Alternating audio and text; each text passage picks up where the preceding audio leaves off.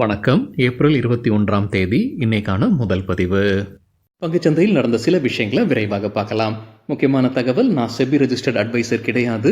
நம்ம சேனல்ல இருந்து எப்போதுமே ஸ்டாக் ரெக்கமெண்டேஷன்ஸ் கிடையாது. யூடியூப் சேனல் மட்டும் இல்லைங்க, மற்ற சோஷியல் மீடியா பிளாட்ஃபார்மான இன்ஸ்டாகிராம், வாட்ஸ்அப், டெலிகிராம்ல இருந்து கூட நாம ஸ்டாக் ரெக்கமெண்டேஷன்ஸ் வழங்குவதில்லை. மேலும் பணத்தை வாங்கிட்டு எந்த சேவையும் வழங்குவது இல்லை. பல போலியான குரூப் இயங்கிட்டு இருக்கு. தயவு செய்து ஜாகிரதையாக இருங்க. இந்த வீடியோவில் காட்டக்கூடிய அனைத்து கம்பெனிகளும் வெறும் இன்ஃபர்மேஷனல் பர்பஸ்க்காக மட்டுமே முதலீடு செய்யுங்கன்னு சொல்கிற வீடியோ கிடையாது. எந்த ஒரு முதலீட்லையும் ரிஸ்க் இருக்கும். ரிஸ்க் புரியாமல் இன்வெஸ்ட் செய்யாதீங்க. ரிஸ்க் புரியலன்னா தயவு செய்து இன்வெஸ்ட்மெண்ட்டை தவிர்த்துருங்க. நம்ம ருபி டிரைவர் சேனலை ஆதரிக்கிற அனைத்து நல்ல உள்ளங்களுக்கும் நன்றி. சில இண்டிவிஜுவல் ஸ்டாக்ஸ் மற்றும் செய்திகள் விரைவாக பார்க்கலாம். ஆப்கானிஸ்தானில் 5.8 அளவுக்கான நிலநடுக்கம் ஏற்பட்டிருக்கு. அதோடைய அதிர்வுகள் இந்தியாவிலும் இருந்திருப்பதாக சொல்லியிருக்கிறாங்க டைம்ஸ் ஆஃப் இந்தியாவில். இந்தியா மற்றும் யூஎஸ் ட்ரேட் டீல் குறித்தான அப்டேட் மணி கண்ட்ரோல்லேருந்து கிடைத்த தகவல். இந்தியாவில் இருக்கக்கூடிய மூத்த அதிகாரிகள் யூஎஸ்ஏக்கு போகிறாங்க. ஏப்ரல் 23ஆம் தேதியிலிருந்து பேச்சுவார்த்தை துவங்க இருப்பதாக சொல்லியிருக்கிறாங்க மணி கண்ட்ரோல் செய்தியில். ஏப்ரல் 21ஆம் தேதி இன்னைக்கு குவார்டர்லி ரிசல்ட் அறிவிக்கக்கூடிய சில கம்பெனிகளுடைய பெயர்கள்: Tata investment corporation, Mahindra logistics மற்றும் Lotus chocolate. Lotus chocolate Reliance Industries உடைய ஒரு நிறுவனம். எல்பிஜி டிஸ்ட்ரிபியூட்டர்ஸ் அசோசியேஷன் சில கோரிக்கையை முன்வைத்திருக்கிறாங்க. 3 மாதத்தில் அந்த கோரிக்கையை அவங்க சரி செய்யலை அப்படின்னா அவங்க வேலை நிறுத்தத்தில் ஈடுபட போகிறதாக எச்சரிக்கை விடுத்திருக்கிறாங்க. தகவல் கிடைத்தது சிஎன்பிசி டிவி 18லிருந்து. எஸ் பேங்க் குவார்டர்லி ரிசல்ட் அறிவிச்சிருக்கிறாங்க மணி கண்ட்ரோல்லேருந்து கிடைத்த தகவல். ஸ்டாண்டலோன் நெட் ப்ராஃபிட் இந்த குவார்டரில் 738 கோடி ரூபாய், இயர் ஆன் இயர் 64% அதிகரிச்சிருக்கு. சிஎன்பிசி டிவி 18 நடத்தின கருத்து கணிப்பில் எதிர்பார்த்தது 598 கோடி ரூபாய். நெட் இன்ட்ரெஸ்ட் இன்கம் 2276 கோடி ரூபாய், இயர் ஆன் இயர் 6% அதிகரிச்சிருக்கு. சிஎன்பிசி டிவி 18 எதிர்பார்த்தது 2182 கோடி ரூபாய். நெட் இன்ட்ரெஸ்ட் மார்ஜின் 2.5% இந்த குவார்டரில். போன வருடம் இதே குவார்டரில் 2.4% இருந்தது. கிராஸ் நான் பர்ஃபார்மிங் அசெட்ஸ் 1.6%. போன வருடம் இதே குவார்டரில் 1.7%. நெட் என்பிஏ 0.3% இந்த குவார்டரில். போன வருடம் இதே குவார்டரில் 0.6% இருந்தது. முழு நிதியாண்டிற்கான நெட் ப்ராஃபிட் 2406 கோடி ரூபாய், இயர் ஆன் இயர் 92% அதிகரிச்சிருக்கு. நெட் இன்ட்ரெஸ்ட் இன்கம் முழு ஆண்டிற்கு 8944 கோடி ரூபாய், இயர் ஆன் இயர் 11% அதிகரிச்சிருக்கு. நெட் இன்ட்ரெஸ்ட் மார்ஜின் முழு ஆண்டிற்கு 2.4%, போன வருடம் 2.4%. எஸ் பேங்க் குறித்து மணி கண்ட்ரோல்லேருந்து கிடைத்த ஒரு தகவல். சேவிங்ஸ் அக்கௌண்ட்டுடைய இன்ட்ரெஸ்ட் ரேட்டை குறைச்சிருக்கிறாங்க. ஏப்ரல் 21ஆம் தேதியிலிருந்து இது அமலுக்கு வருது. 10 லட்சம் ரூபாய் வரைக்கும் இருக்கக்கூடிய பேலன்ஸ்க்கு 3% வழங்குறாங்க. அதாவது அந்த சேஞ்சஸ்க்கு பிறகு இருக்கக்கூடிய இன்ட்ரெஸ்ட் ரேட் இது. 10 லட்சம் 25 லட்சம் இடையே பேலன்ஸ் இருக்குன்னா 3.5% கொடுக்குறாங்க. 25 லட்சத்திற்கு மேலே 50 லட்சத்திற்கு குறைவாக இருக்கும்போது 4% கொடுக்குறாங்க. 50 லட்சத்திற்கு மேலே பேலன்ஸ் வைத்திருந்தோம் அப்படின்னா சேவிங்ஸ் அக்கௌண்ட்டில் 5% அவங்க இன்ட்ரெஸ்ட் கொடுக்குறாங்க எஸ் பேங்க். கிராஃப்ட்ஸ்மேன் ஆட்டோமேஷன் தற்போது அப்டேட் இருக்கு. கோயம்புத்தூர் புது ஆலையில் கமர்ஷியல் ஆபரேஷன்ஸ் துவங்கி உள்ளதாக அப்டேட் கொடுத்திருக்கிறாங்க. HDFC பேங்க் குவார்டர்லி ரிசல்ட் மற்றும் டிவிடெண்ட் அறிவிச்சிருக்கிறாங்க. டிவிடெண்ட் ஒரு ஷேருக்கு 22 ரூபாய். அதற்கான record date June 27. Net profit 17,616 crore ரூபாய், இயர் ஆன் இயர் 7% அதிகரிச்சிருக்கு. நெட் இன்ட்ரெஸ்ட் இன்கம் 32,066 கோடி ரூபாய், இயர் ஆன் இயர் 10% அதிகரிச்சிருக்கு. கிராஸ் நான் பர்ஃபார்மிங் அசெட்ஸ் 1.33%, போன குவார்டரில் 1.42%. நெட் என்பிஏ 0.43%, போன குவார்டரில் 0.46% இருந்தது. டேட்டா நமக்கு கிடைத்தது என்டிடிவி ப்ராஃபிட்லேருந்து. ஜூபிலண்ட் ஃபார்மோவா தரப்புல அப்டேட் இருக்கு. இந்த ஆண்டு பிப்ரவரி மாதத்தில் ஒரு விளக்கம் கொடுத்திருந்தாங்க. பத்திரிகையில் செய்தி இருந்தது. அவங்களுடைய சேர்மேன் மீது எஃப்ஐஆர் பதிவு செய்யப்பட்டிருக்கு. போலீஸ் விசாரணை செய்துட்டு இருக்காங்கன்ற ஒரு செய்தி இருந்தது. அதுக்கு அவங்க விளக்கமும் கொடுத்திருந்தாங்க. அது குறித்தான அப்டேட் வெளியிட்டு இருக்காங்க ஜூபிலண்ட் ஃபார்மோவா. இப்போ க்ளோஷர் ரிப்போர்ட் தாக்கல் செய்திருக்கிறாங்க போலீஸ். எந்த தவறும் இல்லை சேர்மேன் மீது, அந்த குற்றச்சாட்டுக்கு எந்த ஆதாரமும் இல்லைன்னு அந்த க்ளோஷர் ரிப்போர்ட்டை வழங்கி இருக்கிறாங்க. இப்போதைக்கு அந்த கேஸ் முடிவுக்கு வந்திருப்பதாக சொல்லியிருக்கிறாங்க ஜூபிலண்ட் ஃபார்மோவா.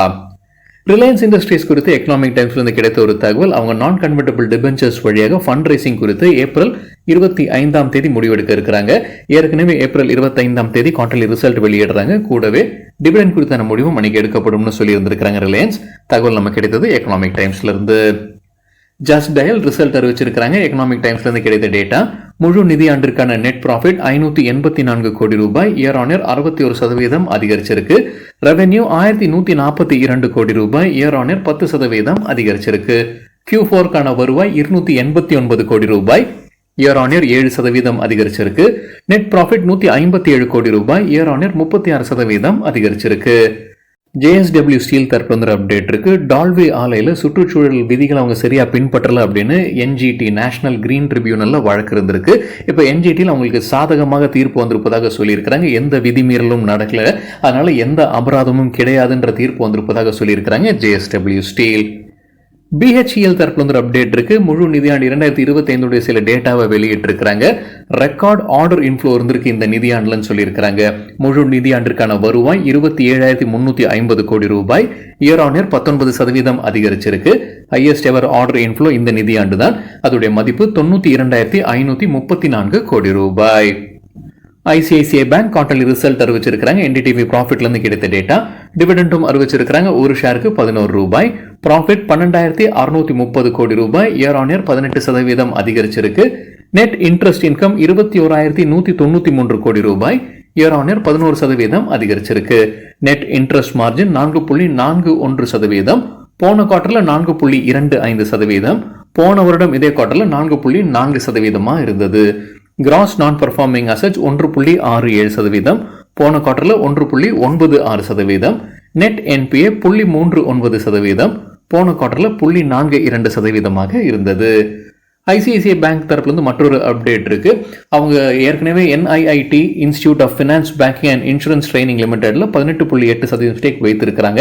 அதை அனைத்தையும் விற்பனை செய்வதற்கான ஒரு எண்ணத்தில் இருக்கிறாங்க. அது குறித்து யோசிச்சுக்கிட்டு இருப்பதாக சொல்லியிருக்கிறாங்க ICICI பேங்க். MTNL குறித்து NDTVல இருந்து கிடைத்த தகவல், அவங்க எவ்வளவு கடன் பாக்கி வைத்திருக்கிறாங்க, டியூஸ் இருக்கு அப்படின்றது, டிஃபால்ட் பண்ணியிருக்காங்க. லோன்ல 8,300 கோடி ரூபாய்க்கான லோன் இது வரைக்கும் டிஃபால்ட் ஆயிருப்பதாக சொல்லியிருக்கிறாங்க. நிறைய வங்கிகளில் எடுத்திருக்கிற லோன், எந்தெந்த வங்கிகள், சில வங்கிகளுடைய பேர் அதே செய்தியில சொல்லியிருக்கிறாங்க. Union Bank of India, Bank of India, Punjab National Bank, SBI, UCO Bank, Punjab and Sindh Bank மற்றும் Indian Overseas bank.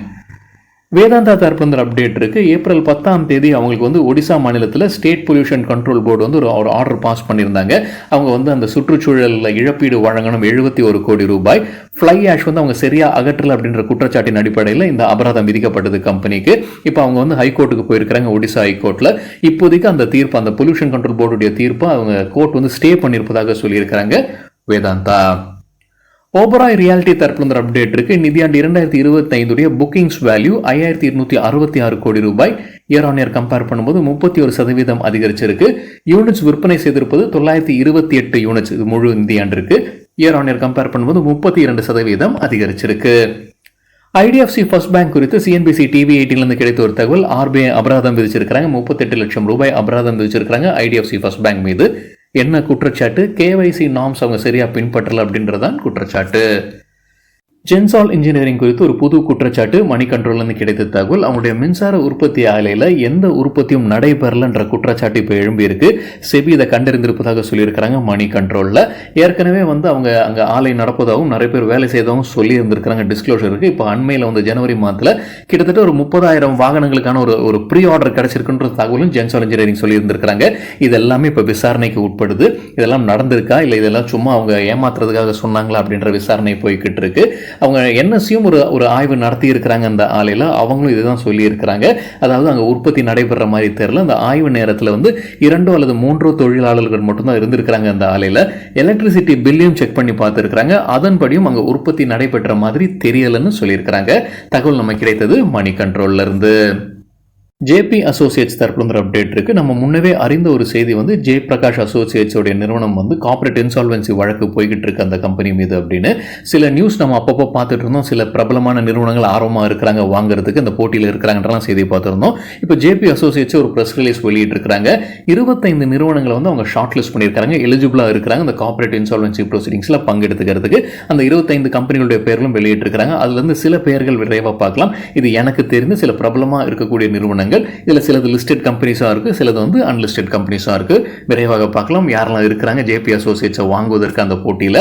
Adani enterprises, Atom investment and infrastructure limited, Dalmia cement Bharat limited, GMR business and consultancy, JC flowers asset reconstruction company, Kotak alternate assets managers limited, JP Infratech limited, Jindal India power limited, Jindal power limited, Oberoi realty, Patanjali Ayurved limited, PNC Infratech, Torrent power மற்றும் Vedanta limited.